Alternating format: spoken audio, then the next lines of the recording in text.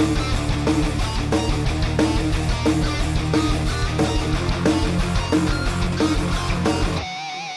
everybody, Corey at Gemini Guitar. This is a lesson that I've uploaded to Patreon, so this is a sample of that lesson. So if you'd like to support what I do on the channel, you can do that just by heading over to the link. You'll see it below the video, and with it you'll get the backing track and the Guitar Pro transcriptions. There's also a new thing that I've been doing for the past couple of months, which is Sound Slice, which you're able to use or watch the video and the animated tab at the same time, and it includes abilities to loop sections, slow down, speed up, and lots of really cool things over there. So I think what we'll do here is we'll just focus on it from a bar to bar basis. I'm going to go through bar 1. So in this one we're going from root to 5th, -6, back to the 4th and the 5th, then we'll get the -2nd, the 4th, and back to the -2nd. So it's got an interesting type of sound, and if we play it just as a melody, it'll sound like this.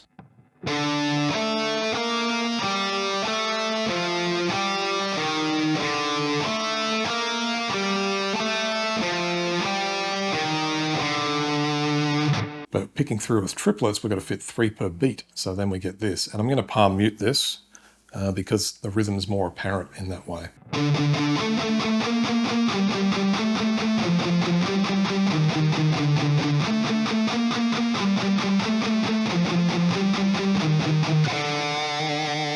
And then when we play through the first ending, we've actually got, what have we got? 3 of those. So each of those times is just going to be the variation to the main theme, which was the bit we just looked at. So the first 2 bars are essentially the same as what I just did, and they're always going to be our kind of hook or our going back to point, so that we can add those variations and get the different sounds that we want. So we're going to start the 6th fret on the 5th string, and we're going to get a different sound because this is essentially changing the root note. And you'll notice in the progression with the bass, it's going to move from the D over to the E flat, and then later on it'll also be using the F as well as the E flat and then the root of D. So if we play through these 2 bars, it's going to sound like this.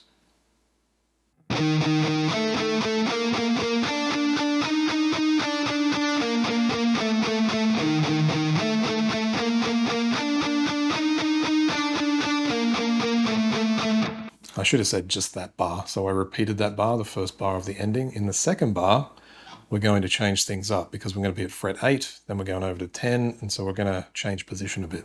So if we play both bars at the ending, it looks like this.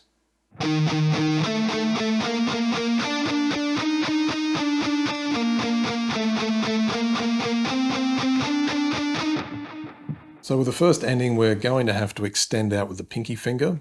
You could venture outside of the initial position and change positions, but I prefer not to do that.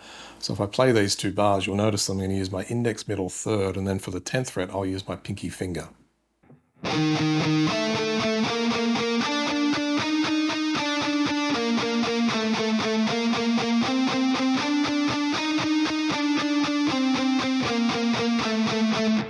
One other thing to note about triplet picking is if you're alternate picking, which is what you should be doing here, every second triplet will be starting from a different pick stroke. So if I start on a down on the first triplet, the next triplet will start on an up. So it's a good way to keep track of whether you're actually alternating all the time.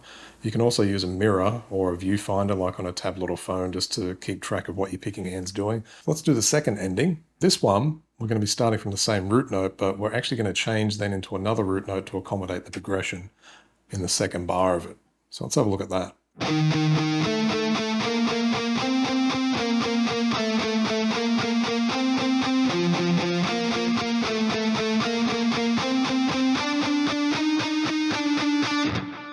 And the other way you can do that is if you move from the index finger on the 8th fret, then back to the 7th fret to put yourself back into position. So for example, if I do this,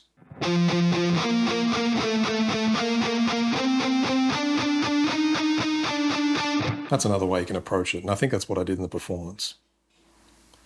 So on to the 3rd ending before we do section B, and so in this one we're going to climb right up to the end to reach a kind of peak point in the solo. So we're starting off again in the 6th fret, and then we're going to just climb all the way up until we get to fret 22, I believe.